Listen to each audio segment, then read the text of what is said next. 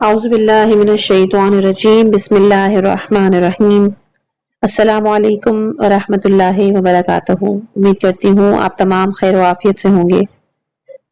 یہ آڈیو اور ویڈیو کے جو آپ کے سامنے پیش خدمت ہے، یہ کتاب ہے مقتل مفید، اور اس کا انشاءاللہ کہ آج حصہ نمبر 3 ہم بیان کریں گے۔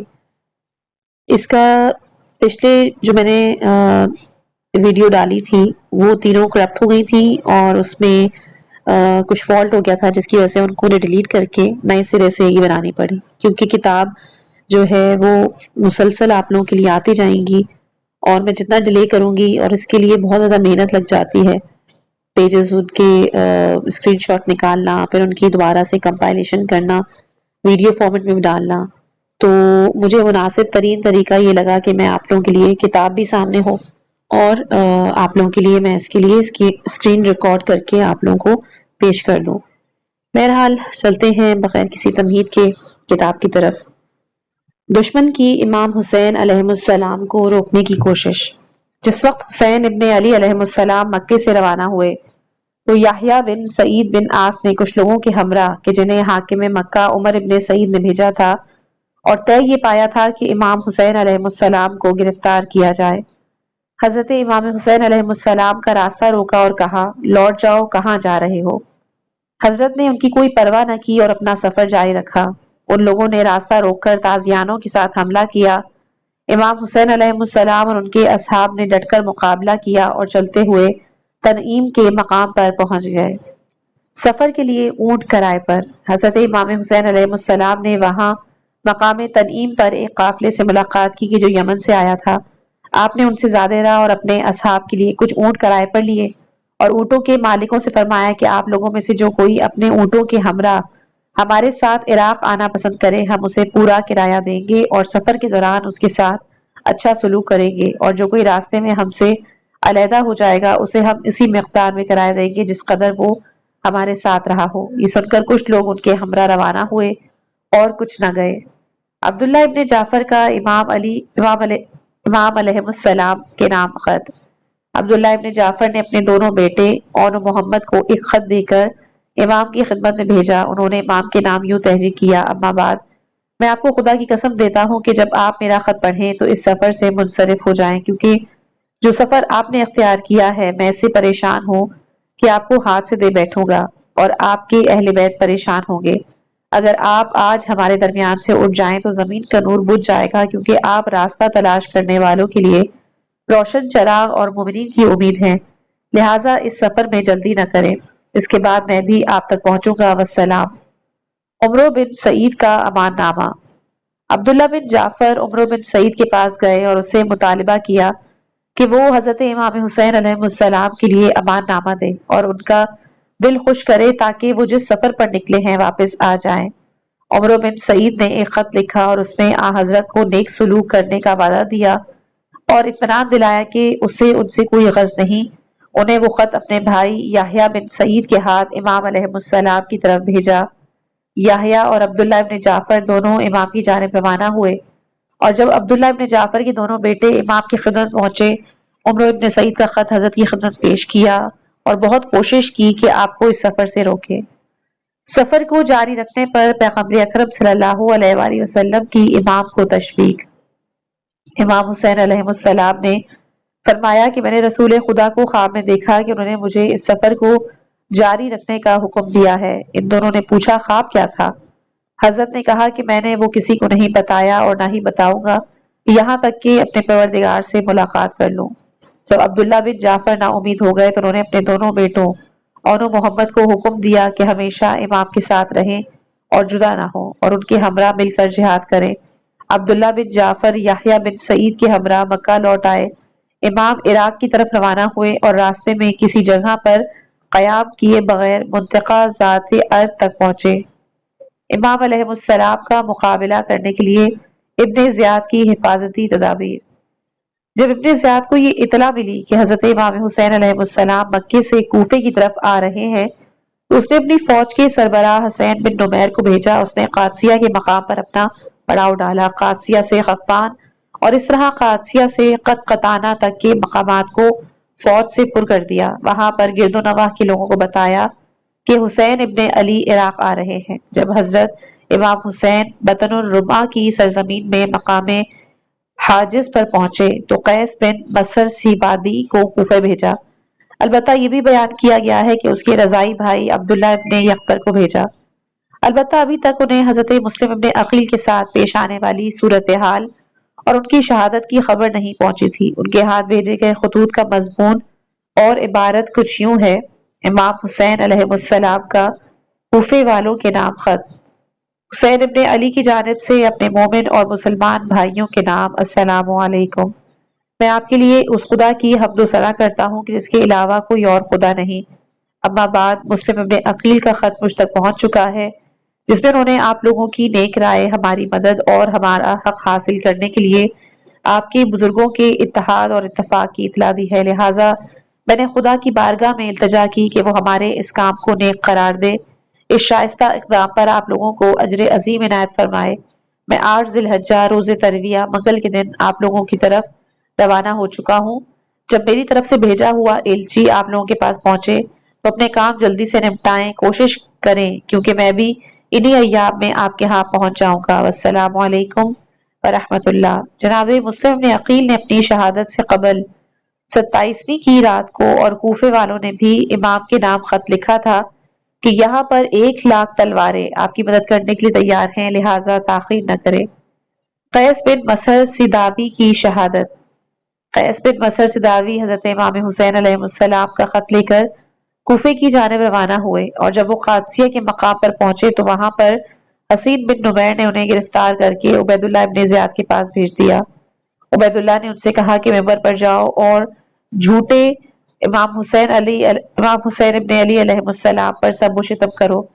جناب قیس ممبر پر گئے، خدا کی حمد و ثنا بجا لائی اور اس کے بعد کہا: اے لوگوں، حسین ابن علی خدا کی بہترین مخلوق رسول خدا کی بیٹی فاطمہ کے فرزند، انہوں نے مجھے آپ لوگوں کی طرف بھیجا ہے، لہٰذا انہیں مثبت جواب دیں۔ اور اس کے بعد عبید اللہ ابن زیاد اور اس کے باپ پر لعنت بھیجی۔ علی ابن ابی طالب علیہ السلام کی رحمت طلب کی اور ان پر درود بھیجا۔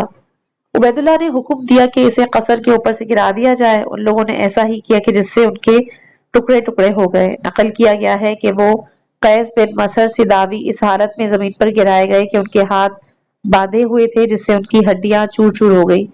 ابھی ان میں زندگی کی رمق باقی تھی کہ ایک شخص بنام میں عبد الملک بن عمیر لخمی آیا اور ان کا سر کاٹا، سرزنش کی، برا بلا کہتے ہوئے کہا: میں تجھے راحت کرنا چاہتا ہوں۔ اگلی فصل ہے عبداللہ بن مطیع ادوی کی امام علیہ السلام سے ملاقات۔ حضرت امام حسین علیہ السلام مقام عاجز سے روانہ ہوئے اور ان کا قصد کوفے جانے کا تھا۔ وہ عربوں کے ایک ایسے منطقے میں پہنچے کہ جہاں پر پانی تھا۔ عبداللہ بن مطیع ادوی بھی وہاں پر آیا ہوا تھا۔ جب اس نے امام حسین علیہ السلام کو دیکھا تو ان کی خدمت میں حاضر ہو کے کہا: اے رسول خدا کی فرزند، میرے ماں باپ آپ پر قربان ہوں، کون سی چیز باعث بنی ہے کہ آپ یہاں تشریف لائے؟ اس نے حضرت کی مدد کی اور گھوڑے سے نیچے اتارا۔ حضرت نے کہا کہ تم نے معاویہ کے مرنے کی خبر سنی ہے؟ اہل عراق نے مجھے خط لکھے درخواست کی ہے کہ ہمارے پاس آئے۔ اس نے کہا: اے فرزند رسول، میں خدا کو یاد کرتا ہوں، کہیں ایسا نہ ہو کہ اسلام کی حرمت ختم ہو جائے۔ آپ کو خدا کا واسطہ کہ قریش اور عرب کے احترام کی رعایت کرے۔ خدا کی قسم کہ اگر وہ چیز کی جو چاہتے ہیں جو بنو امیہ کے ہاتھ میں ہے، یعنی کہ حکومت، تو وہ آپ کو قتل کر دیں گے اور آپ کے بعد کسی کا احترام نہیں کریں گے۔ خدا کی قسم یہ اسلام، قریش اور عرب کا احترام ہے کہ جو ختم ہو جائے گا، لہٰذا ایسا نہ کریں، کوفہ نہ جائیں اور بنی امیہ کے مقابلے میں کھڑے نہ ہوں۔ امام حسین علیہ السلام نے اس کی کوئی اعتنا نہ کی اور اپنا سفر جاری رکھا۔ امام علیہ السلام کا عراق کی طرف سفر کو جاری رکھنا۔ ابن زیاد نے حکم دے رکھا تھا کہ واقف سے شام اور بصرہ تک کے راستے کو زیر نظر رکھا جائے اور کسی کو بھی اس منطقے میں داخل اور خارج ہونے کی اجازت نہ دی جائے۔ حضرت امام حسین علیہ السلام ظاہراً تو اس موضوع سے مطلع نہیں تھے، لہٰذا انہوں نے اپنا سفر جاری رکھا اور راستے میں کچھ عربوں سے ان کی ملاقات ہوئی۔ حالات کے بارے میں پوچھا تو انہوں نے کہا کہ خدا کی قسم ہمیں کوئی خبر نہیں، ہمیں وہاں پر آمد و رفت کی اجازت نہیں ہے۔ حضرت نے اپنا سفر جاری رکھا۔ زہیر بن قین بجلی کی امام علیہ السلام سے ملاقات۔ فزارہ اور بجیلہ کے کچھ افراد نے نقل کیا کہ ہم مکے سے زہیر ابن قین بجلی کے ہمراہ واپس آ رہے تھے اور کچھ فاصلے پر امام حسین علیہ السلام کے ہم سفر تھے۔ بنی امیہ کے خوف سے ہمارے لیے کوئی اور چیز اس سے زیادہ تکلیف دہ نہ تھی کہ ہم کسی ایک منزل پر رکتے، لیکن ایک ایسا مقام آیا کہ اس کے سوا اور کوئی چارہ کار نہ تھا کہ ہم اسی جگہ پر رکتے جہاں پر امام نے قیام فرمایا۔ ہم ایک طرف تھے اور دوسری طرف امام حسین علیہ السلام۔ اس دوران ہم وہاں بیٹھے کھانا کھا رہے تھے کہ اچانک امام حسین علیہ السلام کی جانب سے ایک شخص ہمارے پاس آیا۔ اس نے سلام کیا اور اندر داخل ہوا۔ اس نے کہا، اے زہیر ابن قین، ابا عبداللہ نے مجھے آپ کی طرف بھیجا ہے اور وہ آپ کو بلا رہے ہیں۔ یہ پیغام سنتے ہی جو کچھ ہمارے ہاتھ میں تھا گر گیا۔ ہم حیران ششتر ساکت ہو گئے کہ گویا ہمارے سر پر پرندہ بیٹھا ہوا ہو۔ زہیر کی بیوی نے کہا، سبحان اللہ، رسول خدا کے فرزند نے کسی کو آپ کے پاس بھیجا ہے، کیا آپ ان کے ہاں نہیں جائیں گے؟ کیا ہوگا اگر آپ ان کے ہاں جائیں، گفتگو سنیں پھر لوٹ آئیں؟ زہیر ابن قین امام کی خدمت میں حاضر ہوئے۔ کوئی زیادہ دیر نہیں گزری تھی کہ اس قدر خوشحال لوٹے کہ خوشی کے مارے ان کا چہرہ چمک رہا تھا، اور اس کے بعد انہوں نے حکم دیا کہ اپنے خیام مال و متاع اٹھائیں اور امام حسین علیہ السلام کے پاس لے چلیں، اور اس کے بعد اپنی زوجہ سے کہا، میں تمہیں طلاق دیتا ہوں، لہٰذا اپنے رشتہ داروں کے پاس چلی جاؤ، کیونکہ میں پسند نہیں کرتا کہ تمہیں مجھ سے اچھائی کے سوا کوئی اور چیز نصیب ہو۔ اس کے بعد اپنے اصحاب سے کہا کہ آپ لوگوں میں سے جو کوئی میرے ساتھ رہنا چاہتا ہے ٹھیک ہے، ورنہ ہمارے درمیان عہد و پیمان کا آخری لمحہ ہے۔ میں آپ لوگوں کو ایک واقعہ سناتا ہوں۔ ہم نے البحر کی سرزمین پر جنگ لڑی، خدا نے ہمیں فتح نصیب فرمائی اور ہمارے ہاتھ مال غنیمت آیا۔ پھر حضرت سلمان فارسی نے مجھ سے کہا، کیا آپ اصلاحی فتح اور غنائم سے خوشحال ہوئے؟ ہم نے کہا ہاں۔ انہوں نے کہا کہ جب آل محمد کے جوانوں سے ملاقات کرو تو ان کے ساتھ مل کر جنگ کرنے سے ان غنائم سے زیادہ خوشحال ہوگے کہ جو تمہیں نصیب ہوئی ہے۔ یہ واقعہ سنانے کے بعد کہا کہ میں آپ لوگوں کو خدا کے سپرد کرتا ہوں۔ ان کے ساتھیوں نے کہا کہ خدا کی قسم، اس کے بعد وہ ہمیشہ تا دم شہادت حضرت امام حسین علیہ السلام کے ہمراہ رہے، ان پر خدا کی رحمت ہو۔ امام علیہ السلام کو مسلم، ہانی اور قیس کی شہادت کی خبر ملنا۔ عبداللہ ابن سلیمان اسدی اور منظر بن مشعل اسدی نے یوں بیان کیا کہ جس وقت ہم اپنا حج مکمل کر چکے، ہمارا سارا ہم و غم یہی کہ امام حسین علیہ السلام جس راستے سے گئے ہیں ہم ان تک پہنچ جائیں تاکہ اس کام کو انجام دیں۔ ہم روانہ ہوئے، اپنے اونٹ تیز دوڑائے اور زرود کے مقام پر امام تک پہنچ گئے۔ جب ہم ان کے قریب ہوئے تو ہم نے ایک کوفی شخص کو دیکھا کہ جس نے اپنا راستہ ٹیڑھا کیا ہوا تھا تاکہ وہ امام حسین علیہ السلام سے ملاقات نہ کرے، جبکہ امام اس کے انتظار میں کھڑے تھے کہ اسے کوفے کے حالات دریافت کریں۔ لیکن جب انہوں نے دیکھا کہ اس نے راستہ بدل لیا ہے تو انہوں نے اپنا سفر جاری رکھا اور ہم بھی امام حسین علیہ السلام کے پیچھے پیچھے چل دیے۔ ہم میں سے ایک شخص نے اپنے دوست سے کہا کہ اس شخص کے پیچھے چلتے ہیں تاکہ اسے پوچھیں، کیونکہ وہ کوفے کے حالات سے آگاہ تھا۔ ہم اس شخص کے پیچھے چل دیے اور اس تک پہنچ گئے۔ ہم نے کہا، السلام علیکم۔ اس نے کہا، وعلیکم السلام۔ ہم نے کہا، تم کون ہو؟ تمہارا کس قبیلے سے تعلق ہے؟ اس نے کہا، اسدی۔ ہم نے کہا، ہم بھی اسدی قبیلے سے ہیں۔ تمہارا نام کیا ہے؟ اس نے کہا، بکر بن فلان۔ ہم نے بھی اپنا نام بتایا۔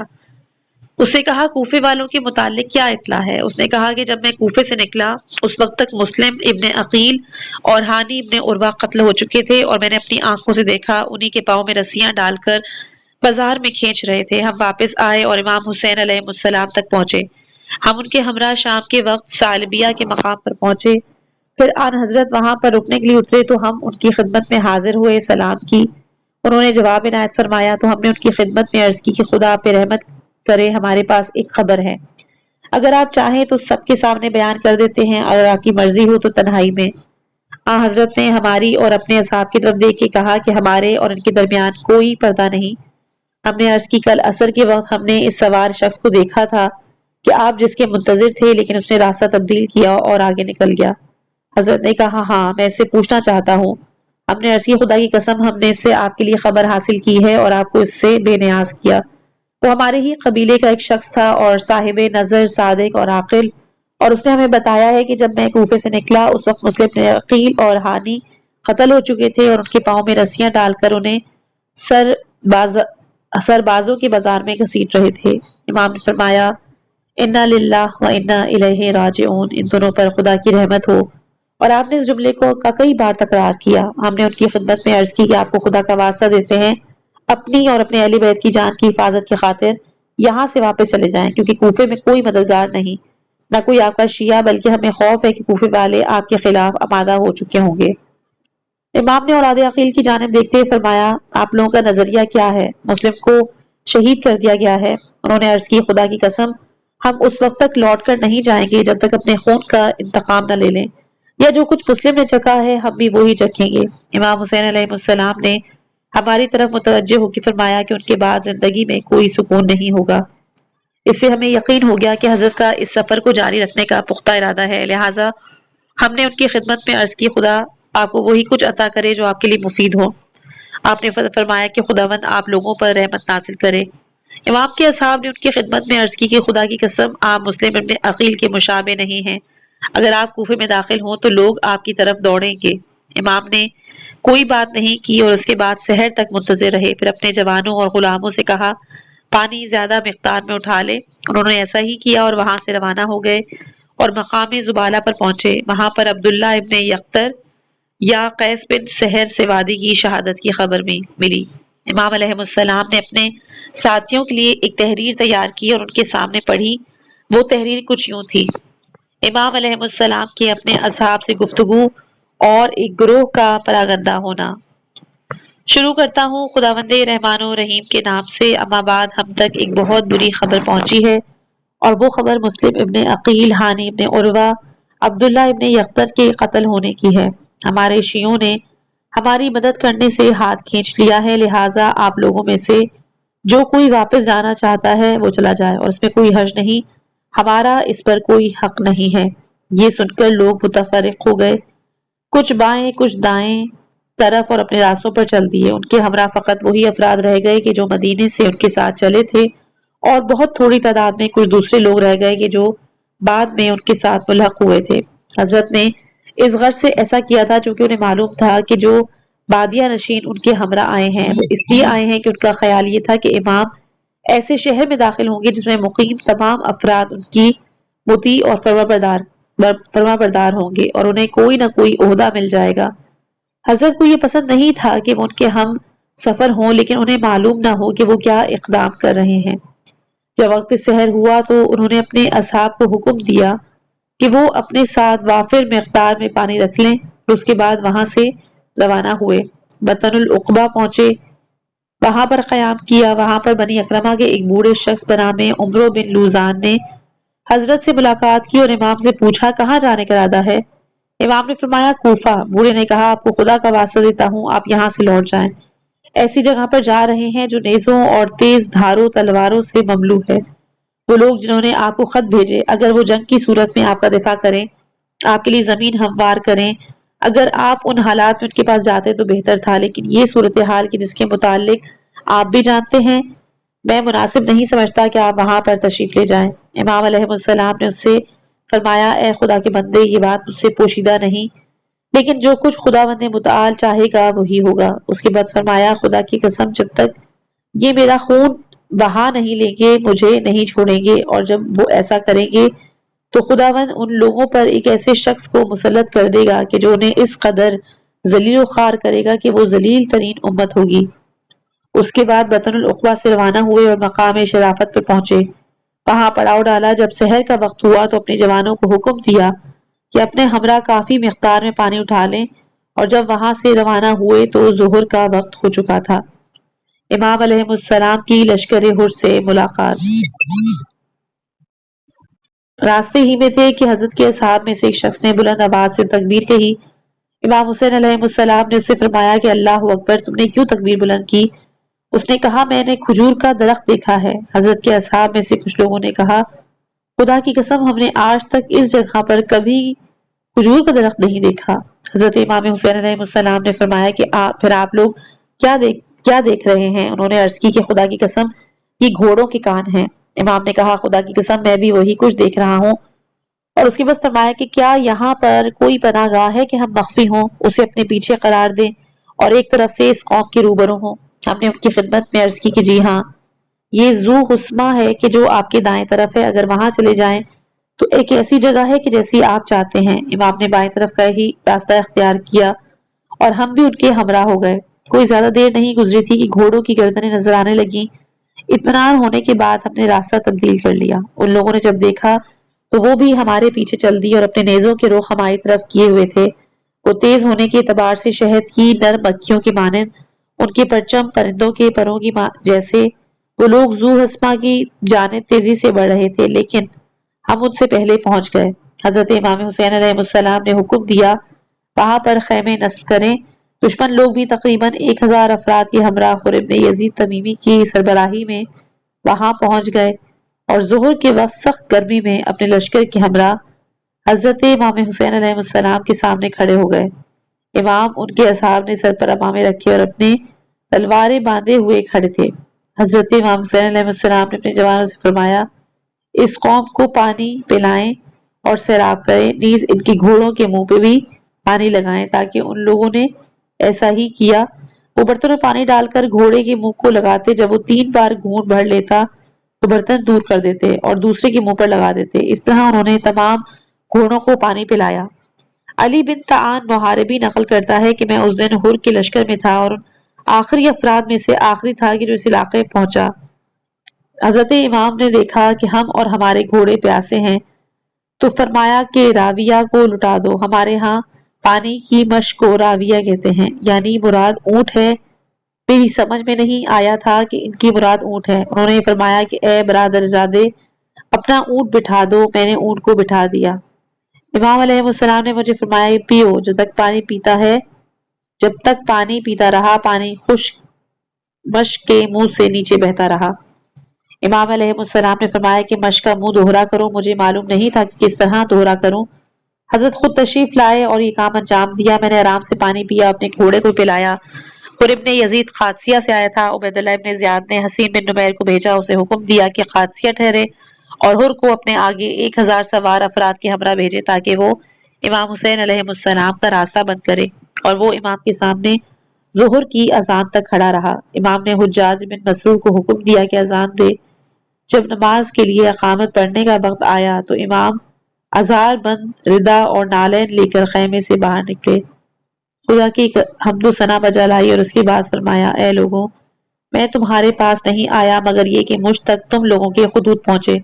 تمہاری طرف سے بھیجے ہوئے ایلچی میرے پاس آئے ہیں، ہمارے ہاں تشریف لائیں، کیونکہ ہمارا کوئی امام نہیں ہے۔ ہو سکتا ہے کہ خداوند آپ کے صدقے میں ہمیں ہدایت اور حق پر اکٹھا کرے۔ اگر تم لوگ اپنی کہی ہوئی بات پر پابند ہو تو اب میں تم لوگوں کے پاس آیا ہوا ہوں، لہٰذا اپنے عہد اور پیمان کے بارے میں بھی اپنے عقیدے کا اظہار کرتے ہوئے مجھے مطمئن کرو۔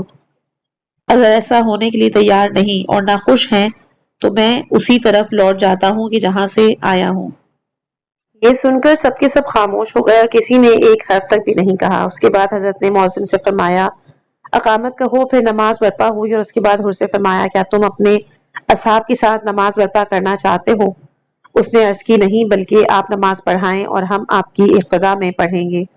حضرت نے امام جماعت کے فرائض انجام دیے۔ نماز ختم ہونے کے بعد حضرت خیمے میں تشریف لائے، ان کے اصحاب بھی ان کے ہمراہ آئے۔ حر اپنے اصحاب کے ساتھ اپنی جگہ پر چلا گیا۔ حر اس خیمے میں داخل ہوا کہ جو اس کے لیے نصب کیا گیا تھا۔ اصحاب کی ایک جماعت بھی اس کے ہمراہ وہاں پر آئی اور باقی لوگ اسی صف میں لوٹ گئے جہاں سے آئے تھے۔ اس کے بعد ہر کسی نے اپنے گھوڑے کی لگام پکڑی اور اپنے گھوڑے کے سائے میں بیٹھ گیا۔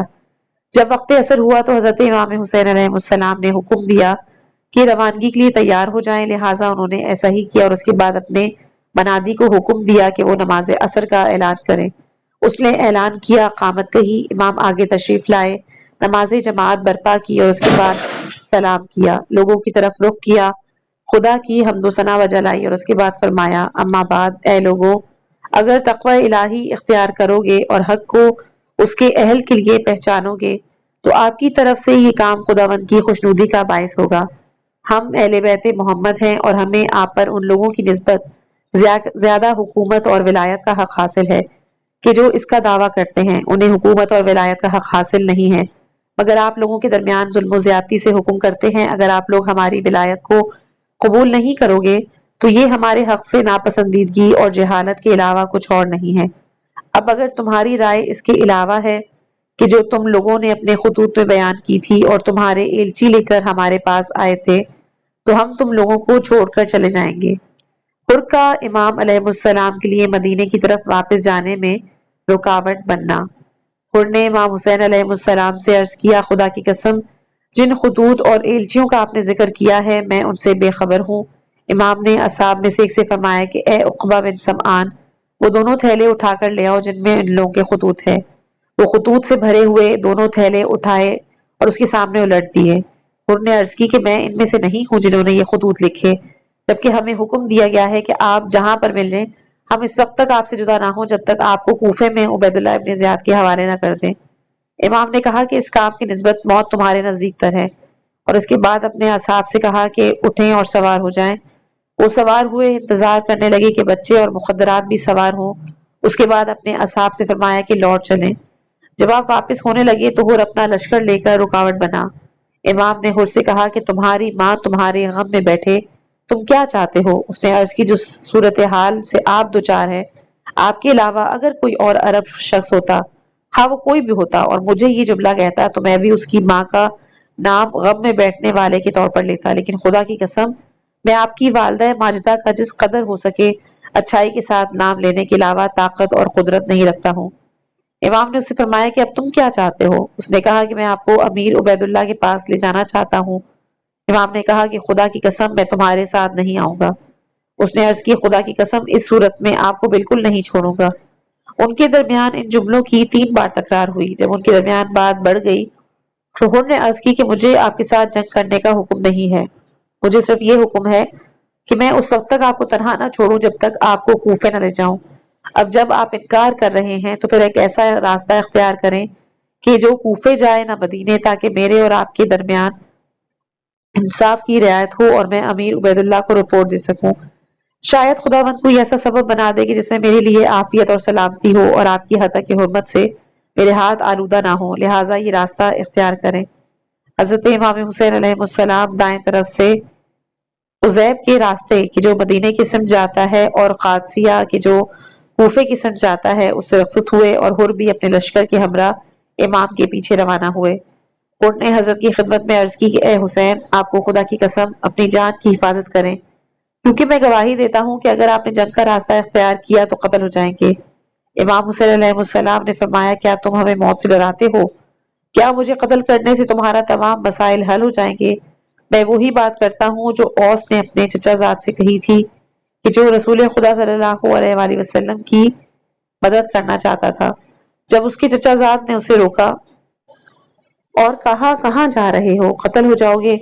اس نے کہا کیا تم مجھے موت سے ڈرانا چاہتے ہو؟ اور اس نے درج ذیل اشعار پڑھے، میں بہت جلد چلا جاؤں گا، جوان مرد کے لیے موت کوئی عیب نہیں ہے اگر اس کی نیت درست ہو اور وہ مسلمان ہونے کی صورت میں جہاد کرے، صالح افراد کے لیے تحمل و بردباری، خود گزشتگی سے کام لے اور نابود ہونے والوں اور مجرموں سے دوری کرے اور ان کی مخالفت کرے۔ اگر زندہ رہوں تو نادم و پشیمان نہیں ہوگا، اور اگر مر جاؤں تو کوئی باک نہیں ہے، نہ میری سرزنش کی جائے گی، اور تمہارے لیے ذلت و خواری کے اعتبار سے یہی کافی ہے کہ تم زندہ رہو اور تمہیں ناک سے لکیریں لگوائی جائیں۔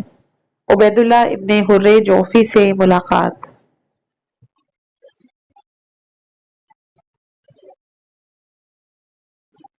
معذرت، یہاں پہ یہ بڑا مسئلہ رہتا ہے کہ پی ڈی ایف کبھی کبھی آگے پیچھے ہو جاتی ہے۔ بہرحال جب حر نے ایسا سنا تو وہ ایک طرف ہو گیا اور اپنے اصحاب کے ہمراہ ساتھ ساتھ چلتا رہا، اور حضرت امام حسین علیہ السلام دوسری طرف سے چلتے رہے یہاں تک کہ مقام عزیب الجبانات تک پہنچے۔ اس کے بعد امام حسین علیہ السلام وہاں سے گزرتے ہوئے قصر بنی مقاتل تک پہنچ گئے، وہاں پر پڑاؤ ڈالا۔ وہاں پر پہلے ہی ایک خیمہ نصب تھا۔ پوچھا کس کا خیمہ ہے؟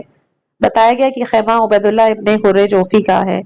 فرمایا اس سے کہے کہ میرے پاس آئے۔ جب حضرت کا ایلچی اس کے پاس پہنچا اس سے کہا کہ تمہیں حسین ابن علی بلا رہے ہیں۔ عبید اللہ نے کہا کہ ہم سب خدا کی طرف ہیں اور اسی کی طرف لوٹ کے جانا ہے۔ خدا کی قسم میں جب کوفے سے نکلا تو اس پر خوش نہیں تھا کہ حسین کوفے آئیں اور میں وہاں پر ہوں۔ خدا کی قسم میں ان سے ملاقات نہیں کرنا چاہتا اور نہ ہی یہ چاہتا ہوں کہ وہ میرے ساتھ ملاقات کریں۔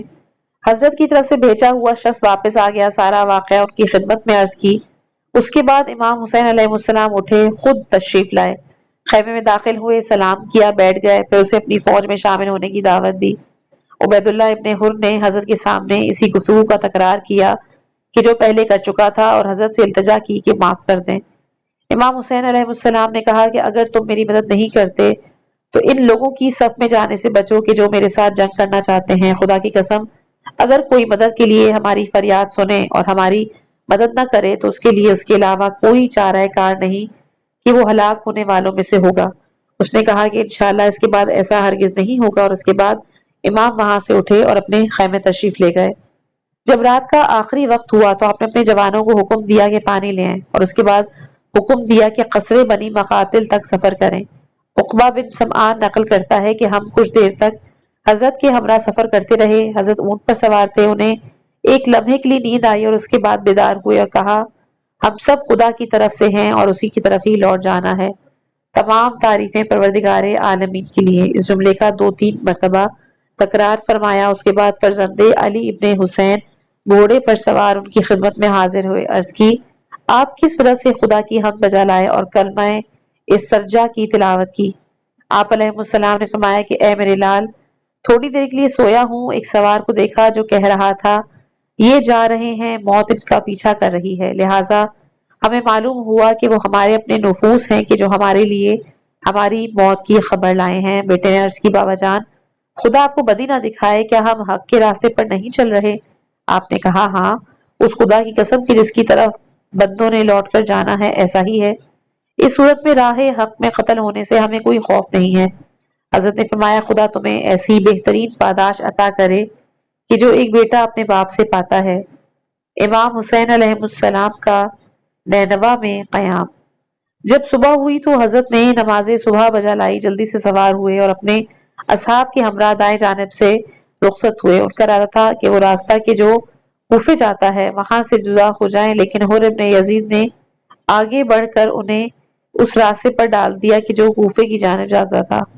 حر نے جب ایسا کیا تو حضرت کے اصحاب نے ڈٹ کے مقابلہ کیا، لہٰذا حر کا لشکر ایک طرف ہو گیا۔ اسی طرح وہ دائیں طرف سے آگے بڑھتے گئے اور نینوا تک پہنچ گئے۔ یہ وہی جگہ کہ جہاں پہ امام حسین علیہ السلام تشریف فرما ہوئے، اور انہوں نے اچانک دیکھا کہ کوفے کی طرف سے ایک مسلح شخص کاندھے پر کمان لٹکائے ہوئے تیز رفتار گھوڑے پر آ رہا ہے۔ سب کھڑے ہو کر انتظار کرنے لگے کہ وہ کیا خبر لایا ہے، اور جب وہ ان تک پہنچا تو اس نے حر اور ساتھیوں کو تو سلام کیا، لیکن امام حسین علیہ السلام اور ان کے لشکر والوں کو سلام نہیں کیا۔ اس نے حر کو عبید اللہ ابن زیاد کا ایک خط پیش کیا جس میں لکھا تھا اما بعد، جس وقت میرا ایلچی میرا خط لے کر تمہارے پاس پہنچے حسین پر سختی کر دو، اسے اترنے کا حکم مت دو مگر ایسے صحرا میں کہ جہاں پر کوئی حصار ہو نہ کوئی پانی۔ میں نے اپنے ایلچی کو حکم دیا ہے کہ وہ ہمیشہ تمہارے ہمراہ رہے گا، وہ مجھے رپورٹ دے گا تو میرے لیے حکم کی اطاعت کی ہے، معذرت مجھے رپورٹ دے کہ تو نے میرے حکم کی اطاعت کی ہے، وسلام۔ جب حر نے خط پڑھا تو حسین اور ان کے ساتھیوں سے کہا کہ یہ امیر عبید اللہ کا خط ہے، اس نے ہمیں یوں حکم دیا ہے جہاں پر بھی خط مجھ تک پہنچے تو میں آپ لوگوں پر سختی کروں اور آپ لوگوں کو ایسی جگہ پر اترنے پر مجبور کر دوں کہ یہ امیرگی کی طرف بھیجا ہوا ہے، اور اسے حکم دیا گیا ہے کہ وہ ہرگز مجھ سے جدا نہ ہوتا کہ آپ کے بارے میں اس کا فرمان انجام تک پہنچاؤں۔ حضرت امام حسین علیہ السلام کے اصحاب میں موجود ایک شخص یزید بن مہاجر کندی تھا۔ اس نے ابن زیاد کے ایلچی کی طرف دیکھا، اسے پہچان لیا، کہا تمہاری ماں تمہارے غم میں بیٹھے، تم کس لیے یہاں پر آئے ہو؟ اس نے عرض کی کہ میں اپنے امام کی اطاعت اور بیعت کی وفا کرنے کے لیے آیا ہوں۔ ابن مہاجر نے کہا کہ تو اپنے پروردگار کی نافرمانی اور اپنی نابودی کے لیے اپنے امام کی اطاعت اور ننگو آر اور آگ کے در پہ ہو۔ تمہارا امام کتنا برا امام ہے، خداوند متعال فرماتا ہے کہ ہم نے انہیں امام قرار دیا کہ جو آگ کی طرف دعوت دیتے ہیں اور روز قیامت ان کی مدد نہیں کی جائے گی۔ خود نے حضرت امام حسین علیہ السلام اور ان کے اصحاب کو ایک ایسے مقام پر رکنے کے لیے مجبور کر دیا کہ جہاں پر پانی تھا نہ کوئی آبادی۔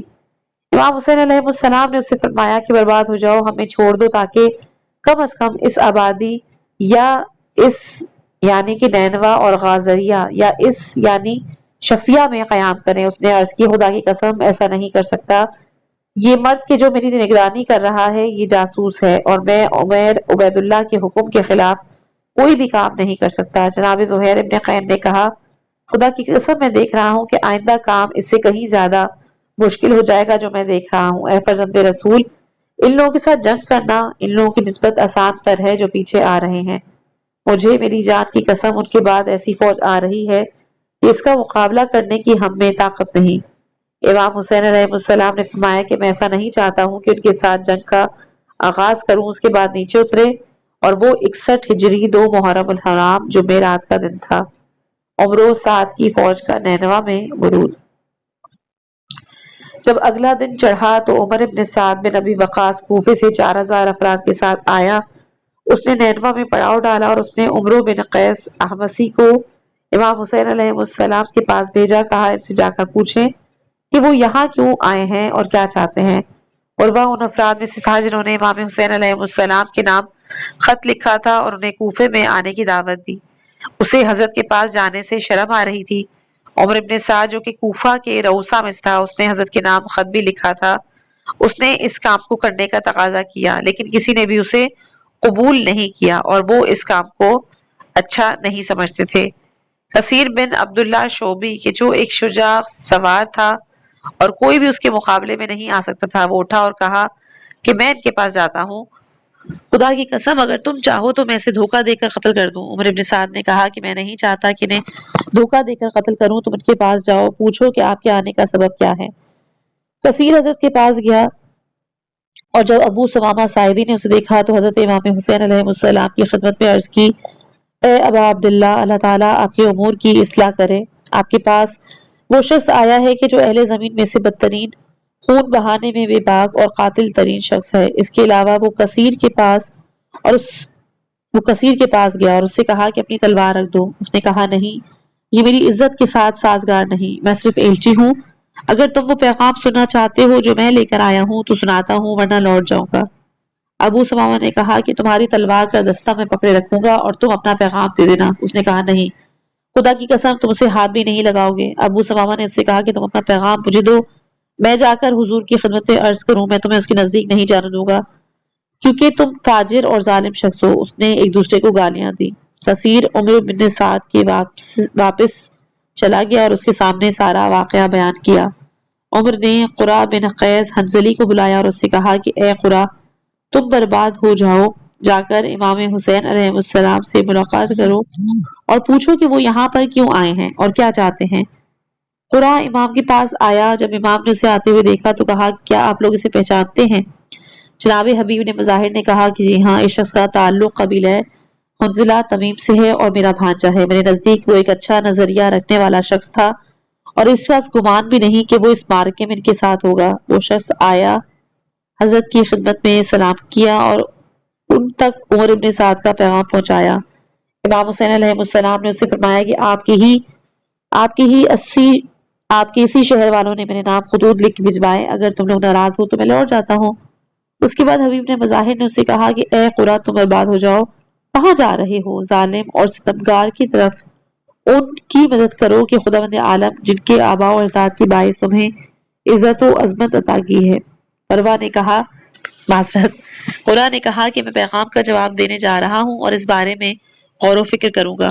وہ عمر ابن سعد کے پاس گیا اور سارا واقعہ گوشے گزار کیا۔ عمر نے کہا کہ مجھے امید ہے کہ خداوند ہمیں ان کے ساتھ جنگ کرنے سے بچائے گا، اور اس نے عبید اللہ ابن زیاد کے نام خط لکھا، خدائے رحمان الرحیم کے نام سے، اما بعد، کہ جب میں حسین کے پاس پہنچا تو میں نے اس کے پاس کچھ ایلچی بھیجے اور اس سے آنے کا سبب پوچھا، دریافت کیا کہ وہ کیا چاہتا ہے۔ اس نے کہا ان شہروں کے رہنے والوں نے مجھے خطوط لکھے، اپنے ایلچی بھیجے اور مجھ سے التجا کی کہ میں ان لوگوں کے پاس آؤں، میں نے ایسا ہی کیا، اور اب اگر تم لوگ خوش نہیں ہو اور تمہارا نظریہ اس کے علاوہ کچھ اور ہے جو ان کے ایلچیوں نے بیان کیا تھا تو میں یہاں سے لوٹ جاتا ہوں۔ امام علیہ السلام ان کے اصحاب پر پانی بند کرنا۔ حسان بن قائد ابسی کہتا ہے کہ میں عبید اللہ کے پاس موجود تھا، عمر ابن سعد کا خط پہنچا، جب اس نے اسے پڑھا تو کہا کہ اب تو وہ ہمارے قابو میں آیا ہے، نجات کی آرزو کرتا ہے، نہیں، رہائی کا وقت نہیں ہے۔ اس نے عمر ابن سعد کے نام خط لکھا، اما بعد مجھے تمہارا خط ملا، اس میں تم نے جو کچھ بیان کیا ہے میں وہ سمجھ گیا ہوں۔ تم حسین ہو اور ان کے اصحاب سے مطالبہ کرو کہ وہ یزید کی بیعت کریں، اگر انہوں نے ایسا کر لیا تو پھر اپنا نظریہ بیان کروں گا۔ والسلام۔ جب عمر بن سعد کے پاس خط کا جواب آیا، اس نے کہا کہ میں ڈر گیا کہ ابن زیاد عافیت اور سلامتی کو قبول نہیں کرے گا۔ اس جواب کے بعد ابن سعد کا ایک اور خط عمر ابن سعد کے پاس آیا۔ اس میں اس نے لکھا تھا کہ حسین اور اصحاب حسین اور پانی کے درمیان رکاوٹ کھڑی کر دو، یعنی پانی بند کر دو، حتیٰ کہ وہ ایک قطرہ پانی بھی نہ چکھ سکیں۔ بالکل اسی طرح جس طرح سے تقی اور ذکی عثمان بن عفان کے ساتھ کیا گیا۔ عمر ابن سعد نے فوراً عمر ابن حجاج کو 500 سواروں کے امرا بھیجا کہ جو نہر کے کنارے جا اترے۔ حسین اصحاب حسین پانی کے درمیان رکاوٹ بن گئے تاکہ پانی کا ایک قطرہ بھی نہ اٹھا سکیں۔ یہ واقعہ حضرت امام حسین علیہ السلام کی شہادت سے 3 روز پہلے کا تھا۔ عبداللہ بن حسین ازدی جس کا تعلق بجلیہ قبیلے سے تھا، اس نے بلند آواز سے پکار کر کہا، اے حسین، کیا تم یہ پانی دیکھ رہے ہو؟ گویا وہ آسمان کے جگر کی مانند ہے، یعنی اس کی لہریں اٹھ رہی ہیں، لیکن خدا کی قسم اس سے ایک قطرہ بھی نہیں پی سکوں گا تاکہ پیاس کی رسے جان سے ہاتھ دھو بیٹھوں۔ امام حسین علیہ السلام نے فرمایا کہ خدایا اسے پیاسا ہلاک کر اور اسے کبھی معاف نہ کر۔ حمید بن مسلم نقل کرتا ہے کہ خدا کی قسم اس کے بعد اس کے بیمار ہونے پر میں اس کی تیمارداری کرنے کے لیے گیا تھا۔ مجھے اس خدا کی قسم کہ جس کے علاوہ کوئی نہیں، میں نے دیکھا کہ وہ اس قدر پانی پیتا ہے کہ اس کا شکم پر ہو جاتا ہے، پھر وہ الٹی کر دیتا ہے اور پیاس سے تڑپنا شروع کر دیتا ہے، پھر دوبارہ پانی پیتا ہے، جب پیٹ پر ہو جاتا ہے تو الٹی کرتا ہے، پیاس سے تڑپنا شروع کر دیتا ہے اور ہمیشہ اسی طرح ہی کرتا ہے حتیٰ کہ جان سے ہاتھ دھو بیٹھا۔ امام کی عمر ابن سعد سے ملاقات اور عمر ابن سعد کا عبید اللہ کے نام خط۔ جب حضرت امام حسین علیہ السلام نے سرزمین نینوا میں دیکھا کہ عمر ابن سعد کے ساتھ لشکروں کے لشکر ملحق ہو رہے ہیں اور اس چیز کا مشاہدہ کیا کہ وہ جنگ کرنے میں ایک دوسرے کی مدد کر رہے ہیں، تو عمر ابن سعد کے نام پیغام بھیجا کہ میں تم سے ملاقات کرنا چاہتا ہوں۔ انہوں نے رات کے وقت ایک دوسرے سے ملاقات کی، کافی دیر تک آہستہ آہستہ باہم گفتگو کرتے رہے اور اس کے بعد عمر ابن سعد اپنے خیمے میں واپس چلا گیا۔ عبید اللہ ابن زیاد کے نام لکھا۔ اما بعد خداوند نے آگ کو ٹھنڈا کر دیا، پراگندگی کو وحدت میں تبدیل کر دیا، اس امت کی اصلاح فرمائی ہے۔ حسین نے میرے ساتھ وعدہ کیا ہے وہ اسی طرف لوٹ جاتے ہیں جہاں سے آئے ہیں، یا کسی اور سرحد کی طرف چلے جائیں گے، دوسرے مسلمانوں کی طرح نفع اور نقصان میں ان کے ساتھ شریک ہوں گے، یا یہ کہ امیر المومنین یزید کے پاس جائیں اور اس کے ہاتھ میں ہاتھ دیں اور ان کے بارے میں یزید جو بہتر سمجھے حکم کرے گا۔ اس معاملے میں تمہاری رضایت اور امت کی بہتری ہوگی۔ حضرت امام حسین علیہ السلام کا یزید کی بیعت کرنے کا نظریہ عمر ابن سعد کا ہے۔ امام علیہ السلام نے ایسی کوئی بات نہیں کی۔ جب عبید اللہ نے خط پڑھا تو کہا کہ یہ خط ایک خیر خواہ اور اپنی قوم پر مہربان شخص کا ہے۔ شمر کی عبید اللہ ابن زیاد کو پیشکش اور عمر بن سعد کے خط کا جواب۔ شمر بن ذوالجوشن کھڑا ہوا، کہا کیا تم اس کی یہ رائے قبول کرو گے؟ حالانکہ اب وہ تیری سرزمین پر آیا ہے، خدا کی قسم اگر تم یہ موقع ہاتھ سے کھو بیٹھے اور وہ تمہاری سرزمین سے چلا گیا، اس نے تمہارے ہاتھ میں ہاتھ نہ دیا تو وہ تجھ سے زیادہ طاقتور ہو جائے گا اور تم کمزور اور معذور ہو کر بیٹھ جاؤ گے، لہٰذا اس کی یہ پیشکش مت قبول کرو، یہ کمزوری کی علامت ہوگی۔ امام حسین علیہ السلام اور اس کے اصحاب کو تمہارے سامنے جھک جانا چاہیے۔ اگر تو انہیں سزا دیتا ہے تو یہ تمہارے حق ہے اور تم اس کے لائق ہو، اور اگر انہیں معاف کر دو تو اس کا بھی تمہیں حق حاصل ہے اور ایسا کر سکتے ہو۔ ابن زیاد نے اسے کہا کہ تم اپنی رائے اور نظریہ دے دیا ہے، تمہاری رائے ہے۔ عمر ابن سعد کے لیے خط لے جاؤ تاکہ وہ حسین اور ان کے اصحاب تک جھک جانے کا میرا حکم پہنچا دے، اگر انہوں نے ایسا کیا تو انہیں زندہ میرے پاس بھیج دو، اور اگر وہ قبول نہ کریں تو پھر ان کے ساتھ جنگ کریں، اور اگر عمر ابن سعد نے میرے حکم پر عمل کیا تو اس کے مطیع بن کے رہو، اس کی پیروی کرو، اور اگر وہ سر تسلیم خم نہ ہو اور ان کے ساتھ جنگ نہ کرے تو پھر لشکر کے سپہ سالار تم بن جانا اور اس کا سر کاٹ کر میرے پاس بھیج دینا۔ اس نے عمر ابن سعد کو یہ بھی لکھا کہ میں نے تمہیں حسین کے پاس اس لیے نہیں بھیجا کہ تو جنگ کرنے سے خوف کھائے اور اس کے ساتھ ساز باز کرے، اس کے لیے سلامتی اور طول عمر کی تمنا کرے، اس کے لیے عذر پیش کرے اور اس کی سفارش کرے۔ اچھی طرح سے سوچ لو، اگر حسین اور ان کے اصحاب میرے حکم کے سامنے سر تسلیم خم نہیں ہوتے تو انہیں گرفتار کر کے صحیح اور سالم میرے پاس بھیج دو، اگر وہ قبول نہیں کرتے تو ان کے ساتھ جنگ کرو، انہیں قتل کرنے کے بعد ان کے بدن ٹکڑے ٹکڑے کر دو، کیونکہ وہ اس طرح کے سلوک کے مستحق ہیں۔ اگر حسین قتل ہو جائیں تو ان کے سینے اور کمر یعنی لاش پر گھوڑے دوڑا دو، کیونکہ وہ سرکش اور ستمگر ہے، میں نہیں سمجھتا کہ ان کی موت کے بعد یہ کام مجھے کوئی نقصان پہنچائے گا، لیکن کیا کروں؟ میں نے اپنے ساتھ عہد کر لیا ہے کہ اگر میں نے اسے قتل کیا تو اس کے ساتھ ایسا برتاؤ کروں گا۔ اگر تم نے میرا حکم لاگو کیا تو میں تمہیں ایک مطیع اور فرما بردار شخص کا انعام دوں گا۔ اگر تم ایسا نہیں کرتے تو پھر تمہارا کام ہماری فوج کو چھوڑ دو۔ شمر بن ذوالجوشن اور فوج کے درمیان سے ہٹ جاؤ تاکہ وہ لشکر کا فرما روا بن سکے، کیونکہ میں نے اسے حکم دیا ہے کہ وہ ہمارا کام انجام دے۔ وسلام۔ شمر کا نینوا میں پہنچنا۔ شمر بن ذوالجوشن ابن زیاد کا خط لے کر عمر ابن سعد کی طرف روانہ ہوا۔ جب وہ اس کے پاس پہنچا اور عمر نے وہ خط پڑھا تو اسے کہا کہ تم برباد ہو جاؤ، تمہیں کیا تکلیف ہے؟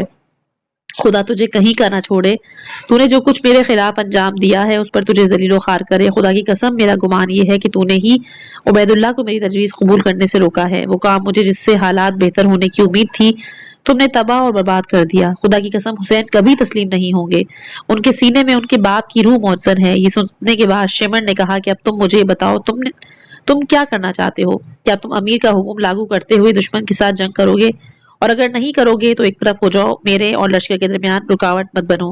اس نے کہا نہیں، خدا کی قسم ایسا نہیں کروں گا، تم ذلیل و خوار ہو جاؤ، میں خود ہی یہ کام کروں گا۔ تم پیدل فوج کی کمانڈری کرو۔ عمر ابن سعد 9 محرم بروز جمعرات امام حسین علیہ السلام کے ساتھ جنگ کے لیے تیار ہو گیا۔ حضرت عباس علیہ السلام اور ان کے بھائیوں کے لیے شمر کا امان نامہ اور ان کا جواب۔ معذرت۔ شمر آیا، اصحاب حسین کے روبرو کھڑے ہو کے کہا میری بہن کے بیٹے کہاں ہیں؟ حضرت علی ابن ابی طالب کے بیٹے حضرت عباس، جعفر، عبداللہ اور عثمان کے جو ماں کی طرف سے شمر کے رشتہ دار بنتے ہیں آگے بڑھے اور کہا تم کیا چاہتے ہو؟ شمر نے کہا اے میرے بھانجو تم امان میں ہو۔ ان بہادروں نے یہ جواب دیا کہ خدا تجھے تمہاری امان پر لعنت بھیجے، کیا تو ہمیں امان دیتا ہے اور فرزند رسول کے لیے امان نہ ہو؟ عبادت کی خاطر ایک رات کی مہلت کی درخواست۔ عمر ابن سعد نے پکار کر کہا اے لشکر خدا سوار ہو جاؤ، تمہیں بہشت مبارک ہو۔